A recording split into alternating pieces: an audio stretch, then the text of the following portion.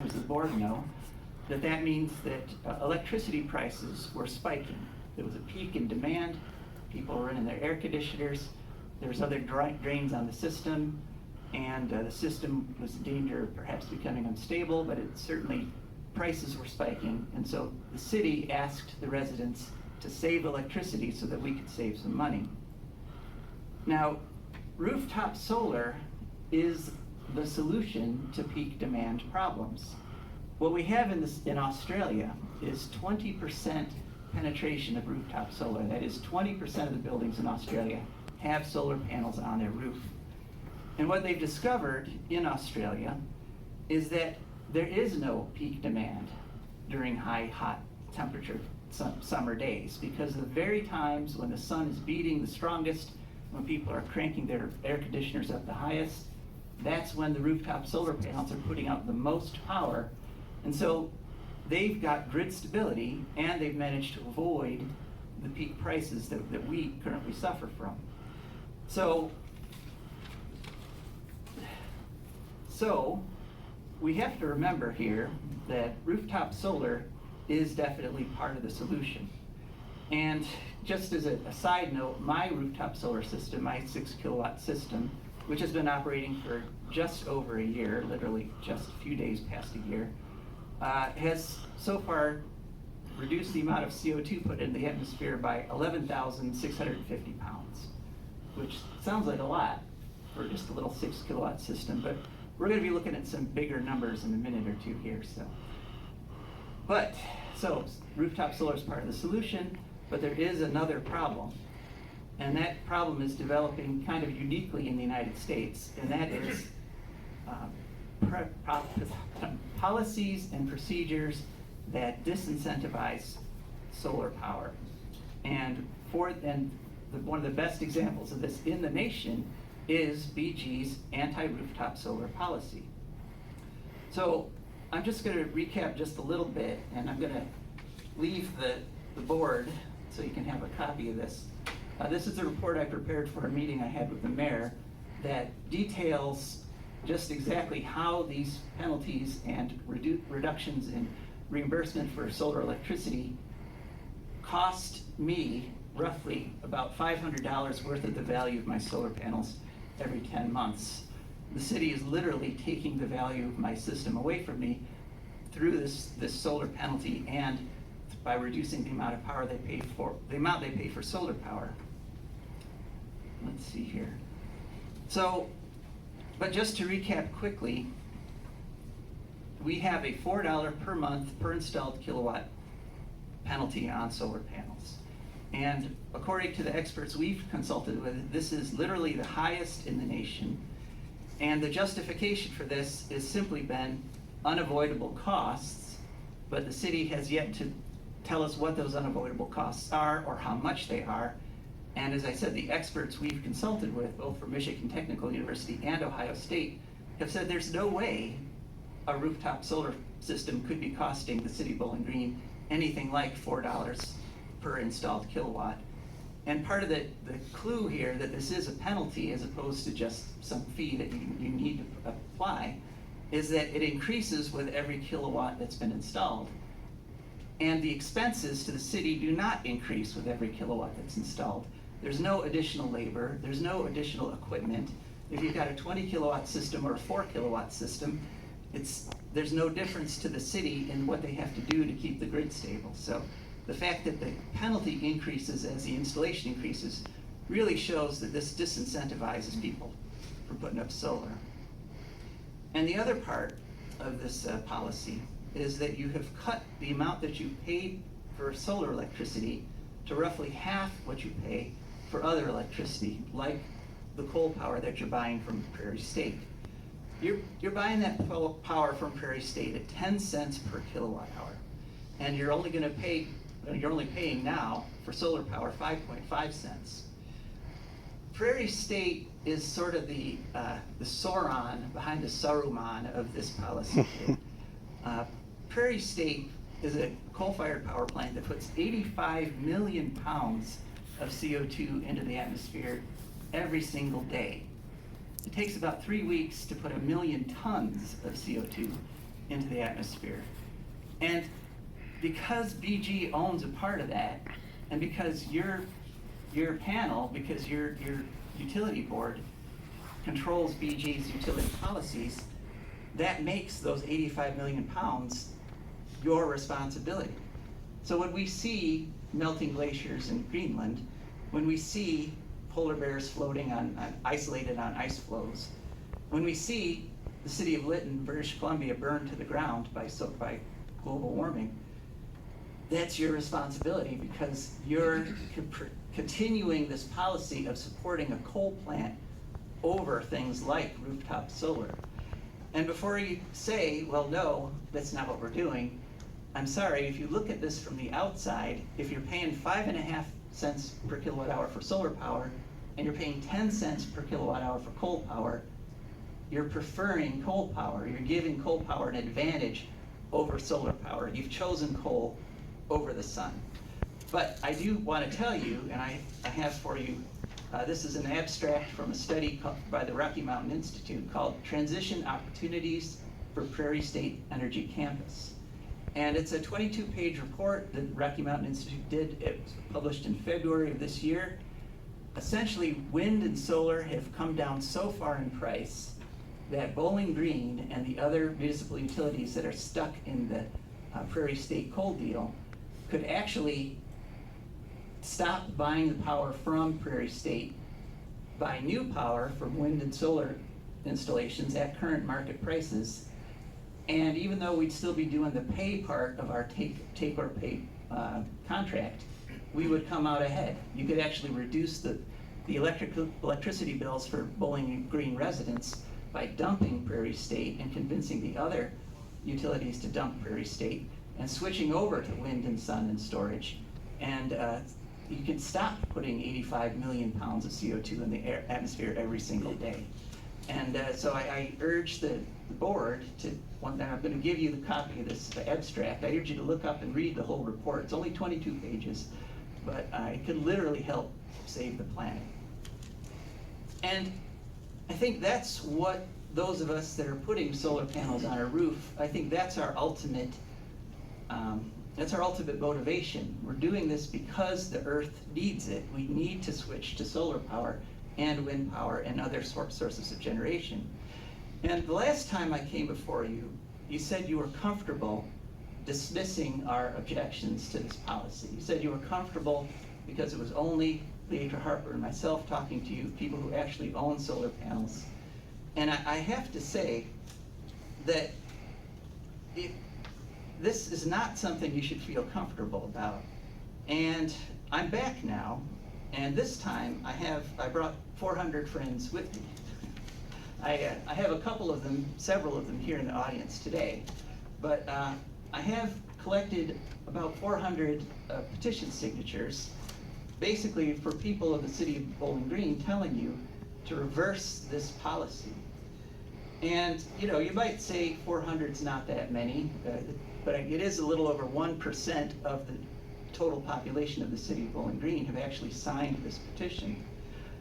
But we made sure, even though we've only got 400 right now, we made sure to go to every ward in the city, and we visited some of every neighborhood. We went to the wealthiest parts of the city, we went to the poorest parts of the city, and we went to everywhere in between, and we got signatures from Republicans, we got signatures from Democrats, we got signatures from liberals and conservatives. Conservatives oppose this policy because they recognize it as a taking, because the city of Bowling Green is taking the value of our solar panels away from us, quite literally, as I detail in that report.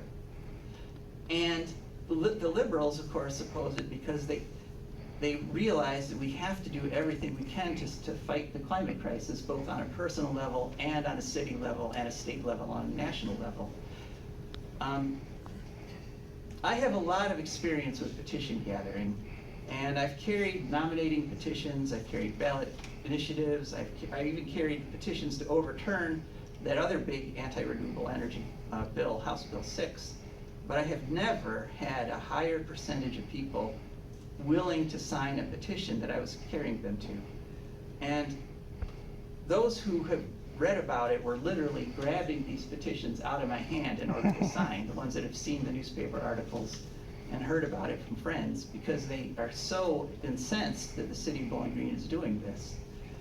Now, my wife is currently battling cancer, so I was only able to go out a few times for a couple hours each time, but the rate that we were getting signatures was incredible. We went to the farmer's market a couple times, and we were getting signatures at like 65 signatures in an hour, which is amazing. It's like if you're a professional petition gatherer, you're like envious of those numbers. And if I told you that, if you told me that if I were to gather 10,000 BG resident petition signatures, you would definitely change the policy, I could get you those 10,000 signatures, given enough time. So, but bitter experience tells me that government people who are comfortable discarding 400 petition signatures are just as comfortable discarding 10,000. But I urge you not to discard the opinions of these 400 people. Listen to them. Listen to what your friends, your families, your neighbors, and your coworkers have to say. There are city council people who signed this. There are business owners, there's students, there's townies. We even let a few high school students sign it because they insisted, saying, this is their future that you're deciding. So my estimate is about 80% of the people that we approached supported the idea, even if all 80 didn't sign for whatever reason. And about 10% were undecided, because about 10% of people aren't decided about everything.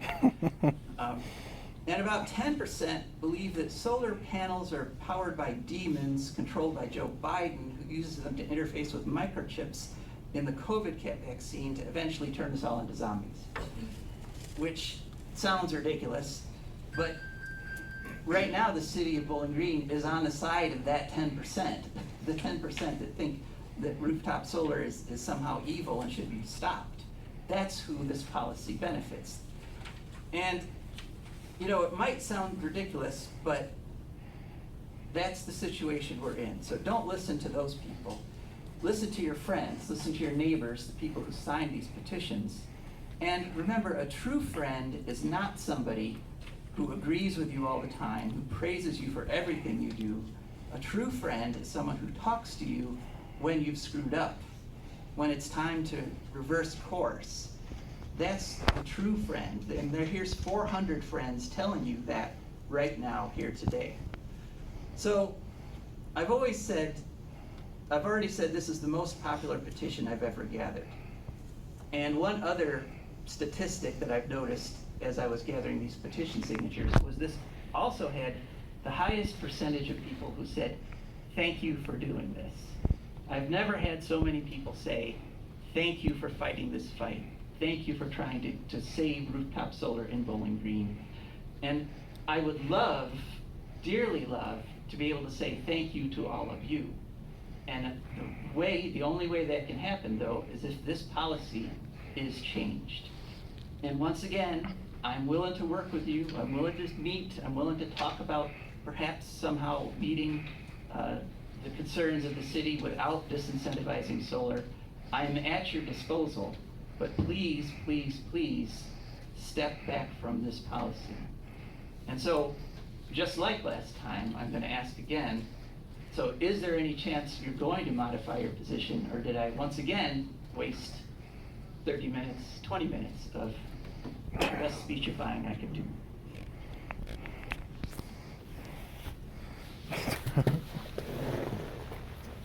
I think the conversation is up for discussion. I do feel that there's plenty of information that is not necessarily factual, that you're maybe sharing with your 400 friends there, or I even take offense of that. the other 600 folks that are, that you maybe spoke to. You were saying about 80% of people were excited for this information. I think there's more to that. Another thing I just have a question on is, you mentioned a few times the return of cost, the reimbursement, the value. I don't know that this program was ever intended to incentivize solar rooftop, and I think that may be the conversation. Well, let me read you the exact wording of this petition that I had people sign. And so, you know, there's no question of fact here. Sure. This is what Absolutely, Joe. this is what people signed. They said, "We, the undersigned, believe that people in Bowling Green Municipal Utility Service Area should be encouraged to install rooftop solar power. Therefore, we call upon the Municipal Utilities Board, Bowling Green City Council, and the mayor to, 1, eliminate the $4 per installed kilowatt monthly rooftop solar penalty. 2, restore payment for rooftop solar electricity to the same annual average wholesale rate the utility pays for other electricity. And 3, establish policies that encourage more people to install rooftop solar power." And I agree, Joe, the word there is encourage, not incentivize. That's my only point. Okay. I would like to say one thing, Joe. Well, first, I'm sorry to hear about your wife, and I hope things go well for her. I appreciate rooftop solar, it's a good thing. I've looked at the math as best I can, and I disagree with your analysis of the situation. And the only other thing I want to say is I think that our 120-acre solar field is a better way to go than rooftop solar for various reasons. I think there's another project that is approaching approval, you know about that near Weston. And, you know, you're a good man, fighting a good fight. I just disagree with some of your analysis. Well, the thing about math, Mr. Jeffers, is that it really isn't a matter of opinion. You know, the numbers, we have not been given any indication by the city of any sort of numbers that would disprove the opinions of the experts that we've consulted, or disprove that the assertion that we have that these penalties, the highest in the nation, are unreasonable. One of the other things that people were shocked to learn as we were collecting petition signatures was that the city of Bowling Green only gets 2% of its power from that wonderful solar field, and only gets 3% of its power from BG's wind turbines, and gets 60% of its power from the coal plant in Prairie State, or in Illinois. So, with all due respect, sir, that's not gonna slow down the melting of the glaciers or the fires out west, or the destruction of cropland here in central Ohio. This is literally not good enough. 2% solar is not good enough for the city of Bowling Green. And so, those of us who put up panels, and I ran into many people who said they want to put panels on their house. We're ready to step in and help. We're ready to put our own money on the line, make our own investment, but most of us can't afford to do it if we're guaranteed a loss, which is what the city of Bowling Green, right now, this is what your policy does, is it guarantees us a loss. So, once again, I'm at your service, willing to work with you. We could come to an agreement, but the current situation is unacceptable. Thank you, Joe. Thank you.